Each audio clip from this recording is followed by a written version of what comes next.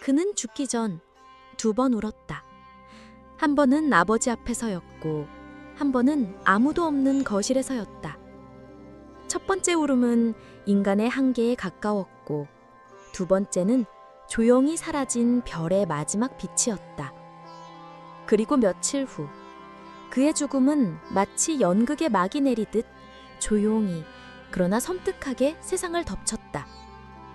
팬들은 혼란에 빠졌고 언론은 그의 성공과 죽음을 나란히 놓으며 하나의 문장을 반복했다. 왜 죽었는가? 박용환은 단지 인기 있는 배우이자 가수가 아니었다.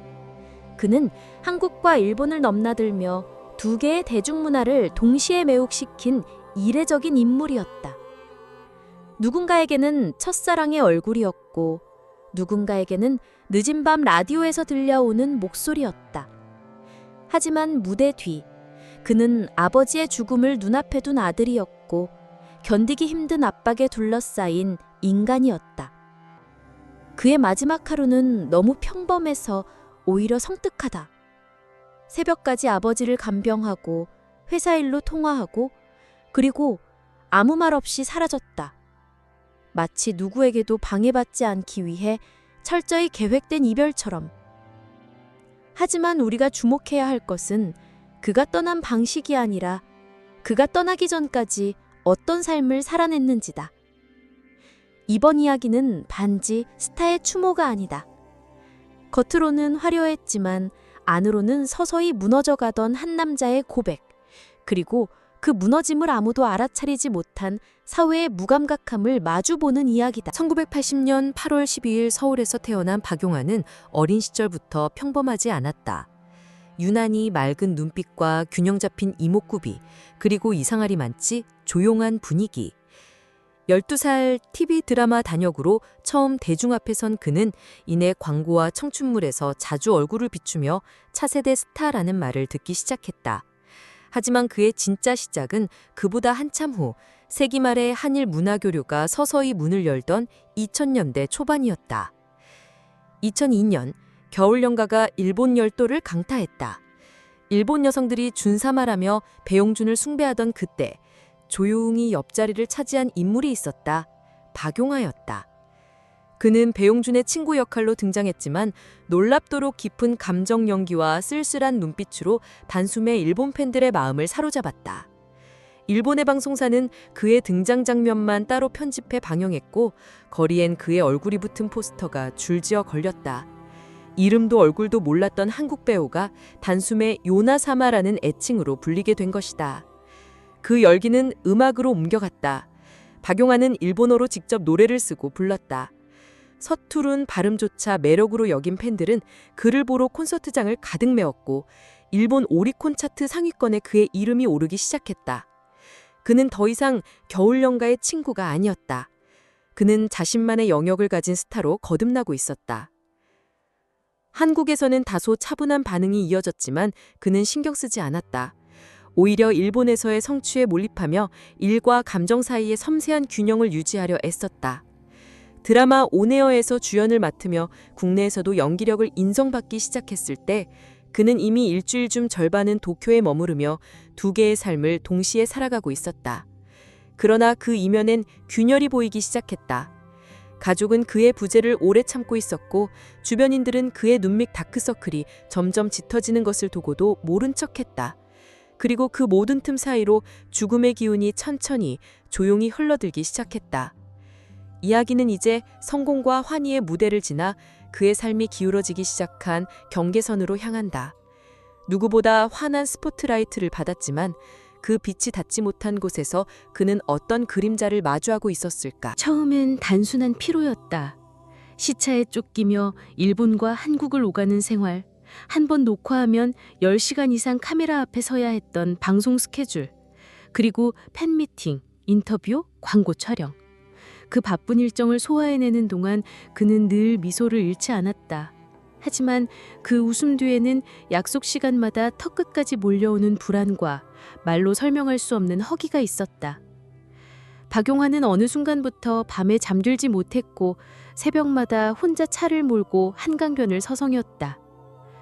그가 진심을 다해 연기했던 드라마 온에어의 한 장면이 있다. 극중구는 방송국 PD로서 감정적으로도 물리적으로도 벼랑 끝에 서 있는 캐릭터를 연기했다. NG 없이 단숨에 촬영을 끝낸 그 장면 후 스태프들은 그에게 농담 섞인 박수를 보냈다. 그러나 감독은 말했다. 지금 저건 연기가 아니라 본인의 감정일지도 몰라요. 그리고 그 말은 농담이 아니었다. 2009년 말 그의 아버지에게 말기 위암 진단이 내려졌다.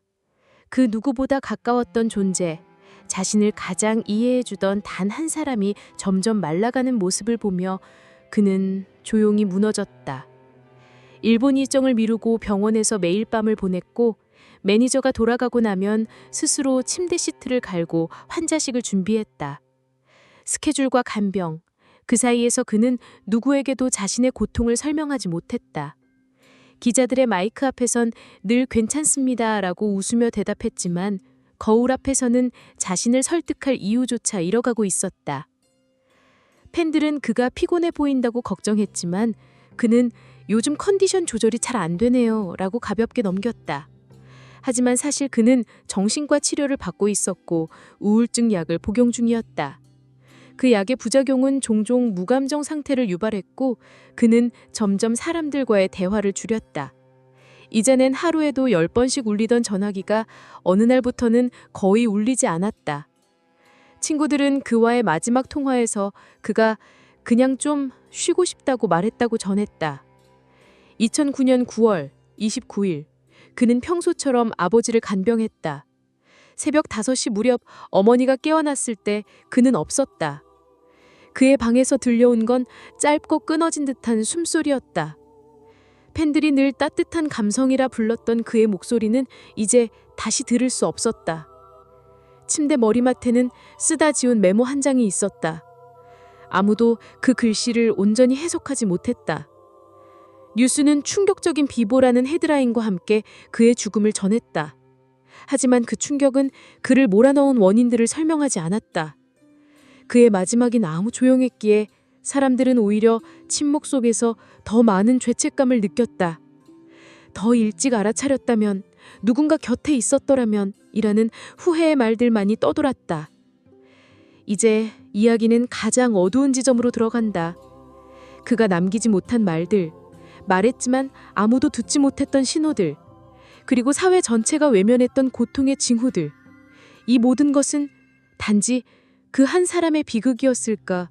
아니면 우리가 만든 구조적 무관심의 또 다른 희생이었을까? 그의 죽음 이후 사람들은 하나둘씩 뒤늦은 기억을 끄집어냈다. 일본 팬들은 그가 마지막으로 도쿄에서 가졌던 콘서트에서 유난히 말을 아끼고 노래 중간중간 멍하니 하늘을 바라보던 장면을 떠올렸다. 매니저는 몇 주 전 그가 호텔방 창문을 오래도록 바라보며 가끔은 내가 진짜 어디에 있는지 모르겠어요 라고 중얼거린 말을 기억했다. 모두가 알고 있었지만 아무도 깊게 묻지 않았다. 그의 피곤한 눈빛과 간헐적인 침묵을 단지 성실한 예의로 여겼을 뿐이다. 하지만 진실은 그보다 깊고 복잡했다. 박용환은 단순한 우울감을 넘어선 정서적 고립 속에 있었다. 정신과 진단서는 그가 심각한 수면 장애와 자기 혐오를 겪고 있었다고 기록한다. 특히 성취에 대한 공허와 실패할 수 없다는 압박이 그의 정신을 천천히 갉아먹고 있었다. 그는 늘 잘해야 한다는 말을 입에 달고 살았고 자신의 슬픔조차 일종의 언무처럼 감췄다.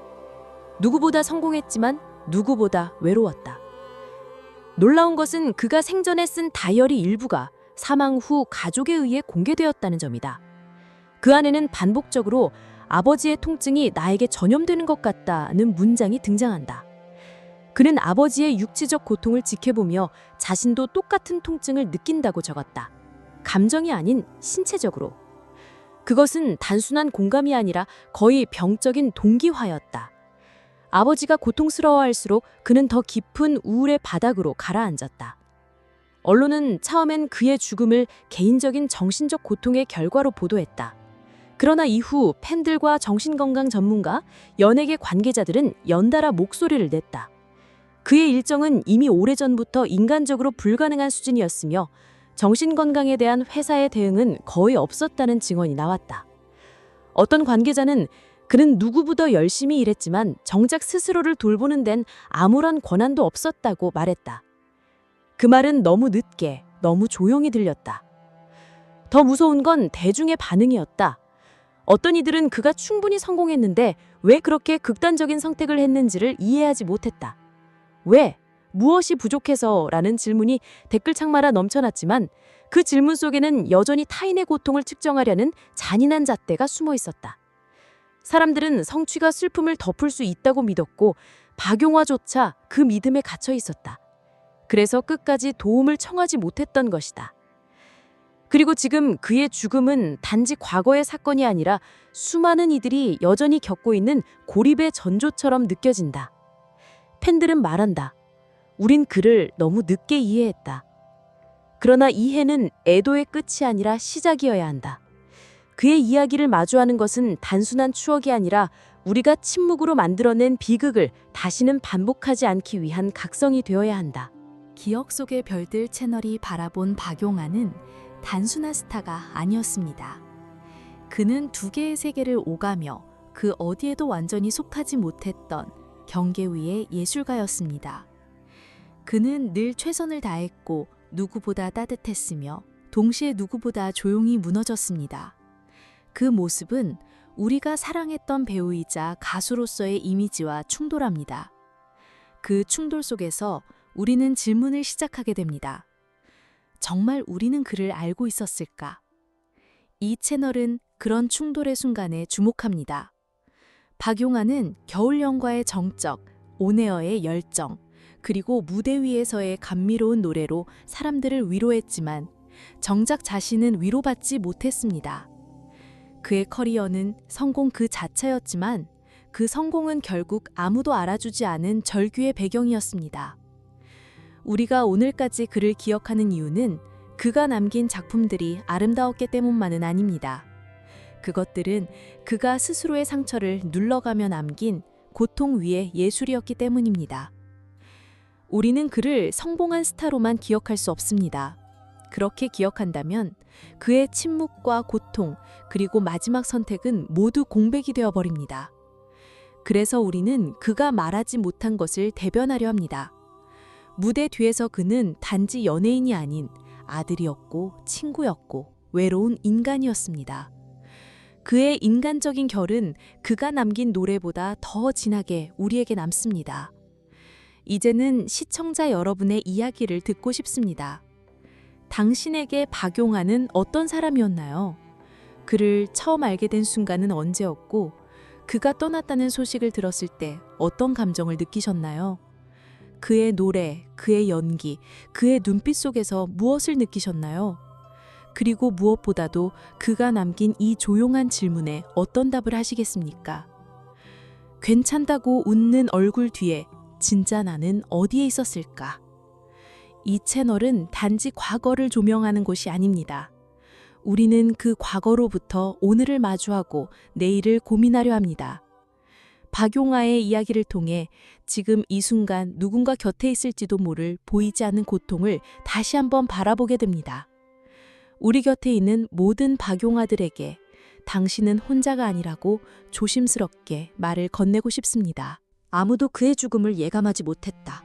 그리고 어쩌면 아무도 그가 그토록 오랫동안 고통 속에 있었다는 것을 믿고 싶지 않았는지도 모른다. 박용화의 마지막은 조용했다. 폭로도 없었고 원망도 없었다. 다만 마치 이 세상에 미련 없이 인사를 남긴 듯한 정적만이 남았다. 하지만 그 정적은 시간이 지날수록 점점 커졌다. 이제 우리는 묻는다. 정말 괜찮았던 걸까? 그가 떠난 후 일본의 팬들은 조용한 추도제를 열었고 한국의 음악 차트에는 그의 노래가 다시 오르기 시작했다. 누구보다 반짝이던 그의 목소리는 그제서야 비로소 사람들 귀에 스며들었다. 늦게 도착한 공감, 너무 늦은 위로. 그렇게 사람들은 알게 되었다. 그의 죽음은 단지 하나의 사건이 아니었다. 그것은 무대 위에서는 박수를 받지만 무대 아래에서는 혼자가 되어야 했던 한 남자의 유산이었다. 그는 더 이상 존재하지 않지만 그의 흔적은 여전히 우리 곁에 남아있다. 음악 속에서, 드라마 속에서, 그리고 무엇보다도 침묵 속에서. 그의 침묵은 질문이 되었고 그 질문은 오늘을 살아가는 우리 모두에게 다가온다. 너는 정말 괜찮니? 누군가에겐 단지 예의로 묻는 말이겠지만 누군가에겐 삶을 붙잡아주는 손길이 될 수 있는 말. 박용아의 이야기는 끝나지 않았다. 그것은 지금 이 순간에도 되풀이되고 있고 누군가의 방 안, 누군가의 마음 속에서 조용히 울리고 있다. 우리가 기억해야 할 것은 그의 죽음이 아니라 그가 어떻게 살아냈는가이다. 빛과 그림자 사이에서 어떻게 무너지지 않기 위해 버텼는지, 그리고 그 버팀 속에서 얼마나 많은 외로움을 감당해야 했는지. 어떤 이야기들은 절대 알려지지 않았어야 했지만 이제 우리는 알게 되었다. 너무 늦게.